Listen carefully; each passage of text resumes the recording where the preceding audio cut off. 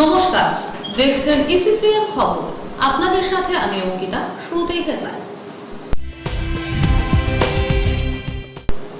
Corona আক্রান্তের সংখ্যা ক্রমেই বেড়ে চলায় দিনহাটা শহর সহ দিনহাটা 2 ব্লককে কন্টেনমেন্ট জোন ঘোষণা করল প্রশাসন। বিভিন্ন সংস্থার ডাকে লকডাউনকে সফল করতে রাস্তায় নামল সদস্যরা। উচ্চ মাধ্যমিকে দিনহাটা মহকুমায় সম্ভাব্য কৃতি ছাত্র স্নেহাশিস রায়। আসছি বিস্তারিত খবর। করোনা আক্রান্তের সংখ্যা ক্রমেই বেড়ে চলায় দিনহাটা পুরসভা ও দিনহাটা 2 ব্লক এলাকাকে কন্টেনমেন্ট জোন ঘোষণা করল কোচবিহার জেলা প্রশাসক। শুক্রবার কোচবিহারের জেলা শাসক নির্দেশিকা জারি করে জানিয়ে দেন, দিনহাটা পুর এলাকা ও দিনহাটা 2 নম্বর ব্লক এলাকাকে কন্টেনমেন্ট জোন ঘোষণা করা হয়েছে। ওই এলাকায় শুধুমাত্র জরুরি পরিষেবা দেওয়ার জন্য মুদিখানা, সবজি, ওষুধের দোকান ছাড়া পেট্রোল পাম্প, ব্যাংক ও কিছু সরকারি দপ্তর খোলা থাকবে। জরুরি নয় এমন সব দোকান বন্ধ থাকবে। দিনহাটায় ক্রমশ করোনা আক্রান্তের সংখ্যা বেড়েই চলেছে। মূলত দিনহাটা 2 নম্বর ব্লকে সম্প্রতি বেশ কিছু করোনা পজিটিভ রিপোর্ট আসে। দিনহাটা শহরেও করোনা আক্রান্ত হওয়ার খবর পাওয়া যায়। পরিস্থিতি উপলব্ধি করতে পেরে দিনহাটা পুরসভার প্রশাসক উদয়ন গুহ আগে থেকেই সর্বদলীয় বৈঠক ডেকে দোকানপাট খোলার সময়সীমা নির্দিষ্ট করে দেয়। গতকাল থেকে পুরো এলাকায় পুরোপুরি লকডাউনের পথে হাঁটে। এদিন তিনি নিজ সোশ্যাল মিডিয়ায় পোস্ট দিয়ে জেলা শাসকের পুরো এলাকা ও দিনহাটা 2 নম্বর ব্লক কন্টেনমেন্ট জোন ঘোষণা করার নির্দেশিকা সম্পর্কে স্ট্যাটাস দেন। এদিকে উত্তরবঙ্গের 5 শহরের সাথে কোচবিহার পুরো এলাকাতেও লকডাউন ঘোষণা করেছে নবান্ন। 15 জুলাই থেকে কোচবিহারেও লকডাউন শুরু হয়েছে। লকডাউন মানতে ইতিমধ্যে মহকুমা প্রশাসন ও পুলিশের পক্ষ থেকে ব্যাপক তৎপরতা শুরু হয়েছে। এদিকে গতকাল নতুন করে কোচবিহারে 8 জন করোনা আক্রান্ত হয়।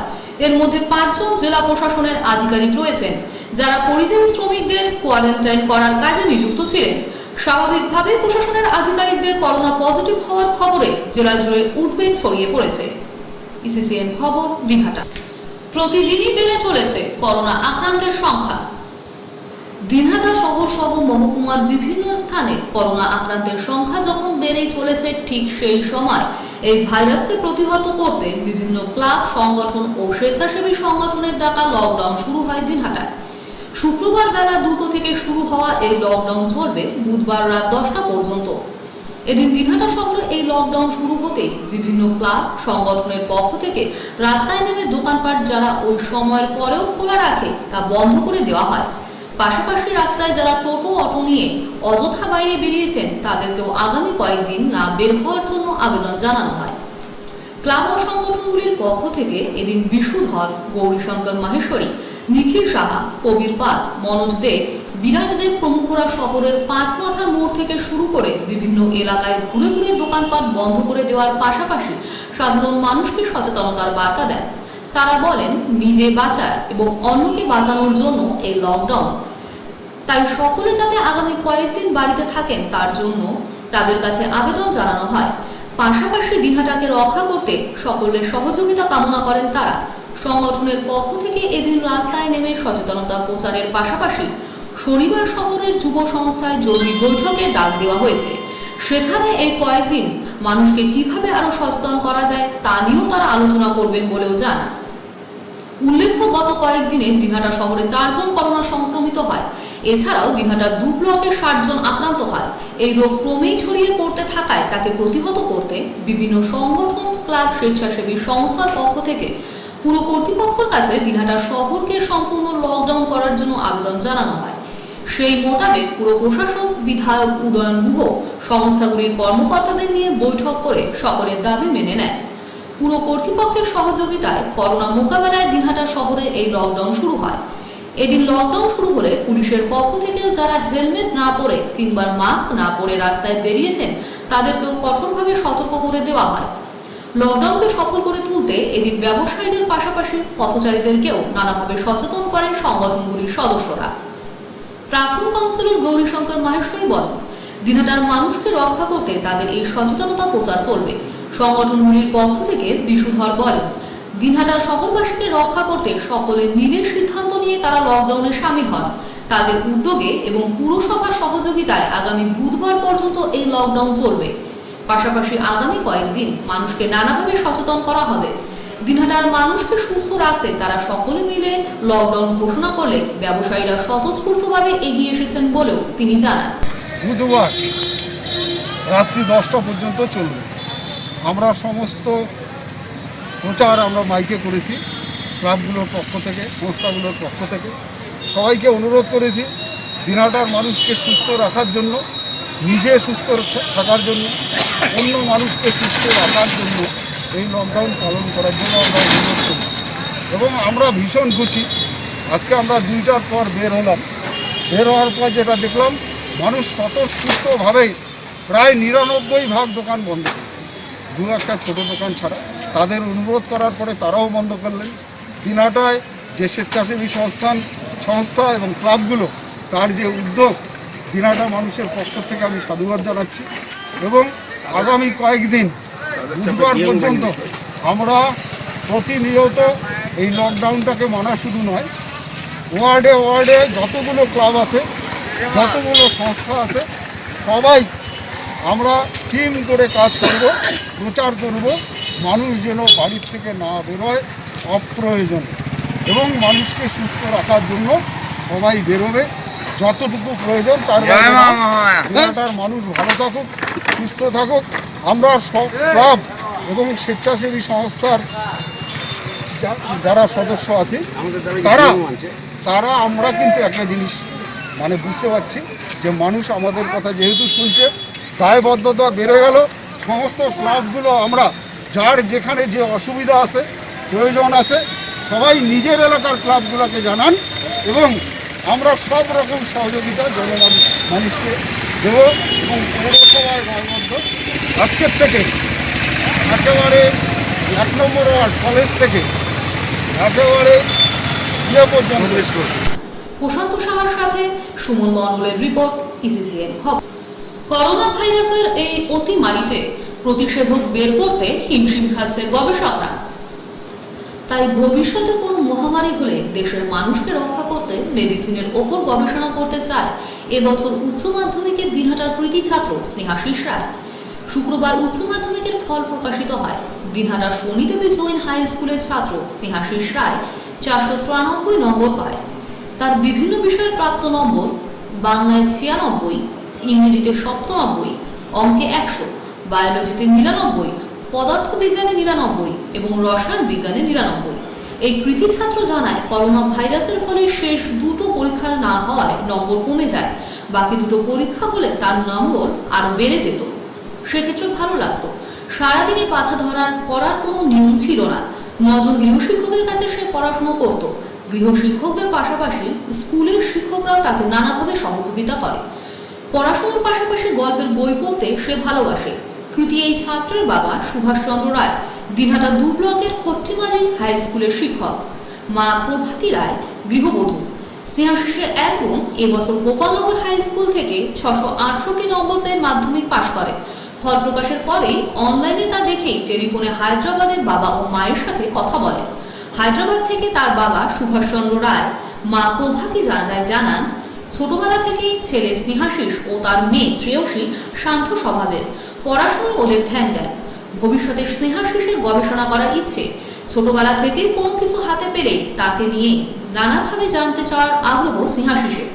ছেলের ফল প্রকাশ হলেও দিনহাটায় তারা থাকতে না পারায় সত্যি খারাপ লাগছে। এদিন ফল প্রকাশের পর তাদের আত্মীয় পরিজনদের পাশাপাশি প্রতিবেশীরা অনেকেই তাদের শুভেচ্ছা জানান। স্নেহাশিসদের আদি বাড়ি কোচবিহারের পুঞ্জিবাড়ি বড় রমরস এলাকায়। বাবা দিনহাটার প্রত্যন্ত গ্রামের স্কুলে চাকরি করায় তারা দিনহাটা শহরের 8 নম্বর ওয়ার্ডে ভাড়া থাকেন গত 5 বছর ধরে। এই ছাত্রের বাবা তার মায়ের চিকিৎসার জন্য গত 5ই জুলাই হায়দ্রাবাদে গিয়েছে। স্কুলের ছাত্রের সাফল্যে খুশি প্রধান শিক্ষক পিন্টু কর্মকার, গঙ্গাধর রায় থেকে শুরু করে সকলেই। দিনে কত ঘন্টা করে পড়তে হয়? 7 ঘন্টা।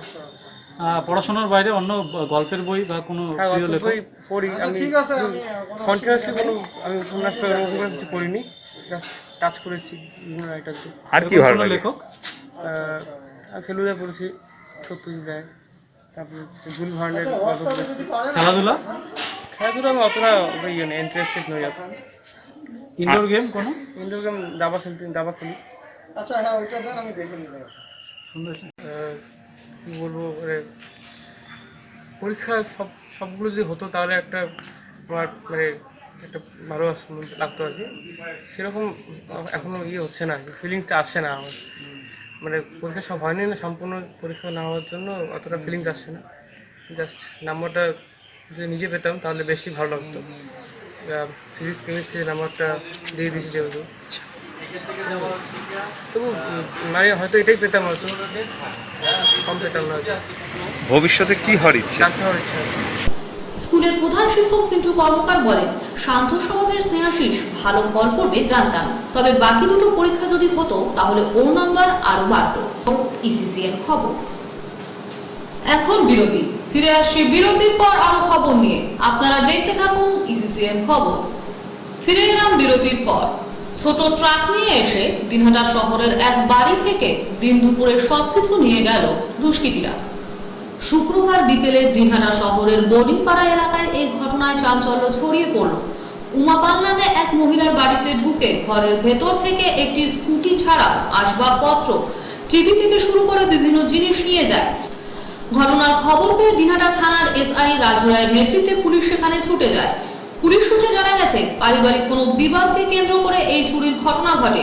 দুষ্কৃতীরা ওই বাড়ির ভেতরে ঢুকে কোনো রকম স্বর্ণালংকার কিংবা টাকা পয়সা নেয়নি বলেও পুলিশ সূত্রে জানা গেছে। তারা ওই বাড়ি থেকে বিভিন্ন আসবাবপত্র ও একটি মোটর বাইক নিয়ে যায়। বাড়ির মালিক উমাপাল বলেন, এদিন বিকেলে প্রথমে দুজন এসে তাকে বাইরে থেকে ডাক দেয়। ঘর খুলতেই বেশ কয়েকজন ঢুকে পড়ে। এরপর তারা তাদের ভয় দেখিয়ে ঘরের ভেতরে থাকা বিভিন্ন জিনিসপত্র নিয়ে ঘর তছনছ করে। তিনি স্বীকার করে নেন, বছর 7 আগে তার ভাইয়ের সাথে দিনহাটার গ্রামের একটি মেয়ের বিয়ে হয়েছিল। পরবর্তীতে বিচ্ছেদ ঘটে। সেই ঘটনার রেশ বলে তিনি পুলিশের কাছে উল্লেখ করেন। আমি কি বলবো বলো, কিছু আছে, কি হয়েছে, কি হয়েছিল? আরে বললো দরজা খুলিনি, তো আমার তো এলআইসি পোস্টালের কাজ করি, লোক আসে সবসময়, দরজা খুলছে, দরজা খোলার পরে হুড়মুড় করে আইসে সব নিয়ে চলে গেল। কয়জন ছিল? আমি যখন দরজা খুলি তখন 2 জন ছিল, দরজা খোলার পরেই 10-12 জন ঢুকে গেল। আচ্ছা, কি কি জিনিস নিয়ে গেল? আরে এখানে আপনার সোফা একটা ছিল, লোক আসে বসে, চেয়ারটা কি নিছে দেখি না, লাল চেয়ারটা মনে হয় নিয়ে গেছে। এখানে শোকেস ছিল একটা, তারপরে আমার এখানে এলআইসির অনেক কাগজপত্র ছিল, তারপর ল্যাপটপ ছিল, তারপরে টিভি ছিল, একটা প্রিন্টার ছিল, আর কি কি এখন আমার আর মনে পড়ছে না। আমার মোবাইলটা, স্কুটিটা নিয়ে গেছে। এটা কটা নাগাদ হয়েছে? এই তো একটু 10 আধা ঘন্টা হইলো হয়তো। দিনহাটার এসডিপিও মানবেন্দ্র দাস বলেন, পুরনো কোনো পারিবারিক ঘটনার জেরে এদিন কয়েকজন এসে ওই মহিলার বাড়ি থেকে বিভিন্ন জিনিসপত্র নিয়ে যায়। পুলিশ ঘটনার তদন্ত শুরু করেছে। ক্যামেরায় সুশান্ত সাহার সাথে সুমন মণ্ডলের রিপোর্ট, ইসিসিএন খবর। করোনা মোকাবেলায় বিভিন্ন সংগঠনের ডাকে লকডাউনের এই সময়ে দুস্থ অসহায় মানুষ যাতে খাবারের অসুবিধে না হয় সেদিকে লক্ষ্য রেখে বিশেষ ফান্ড গঠন করা হলো।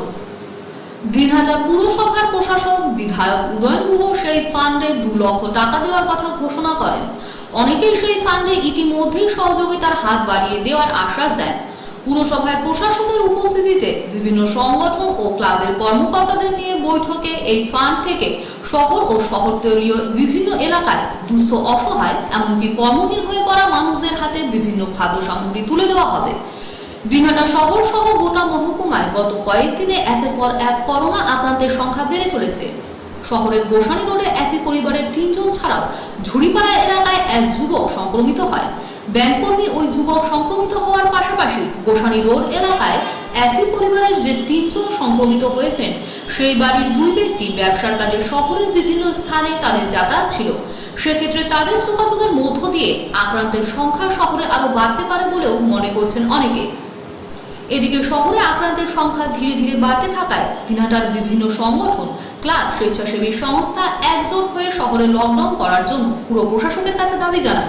সে মতো পুরো কর্তৃপক্ষের সাথে বৈঠকের পর লকডাউন ঘোষণা করে সংগঠনগুলি।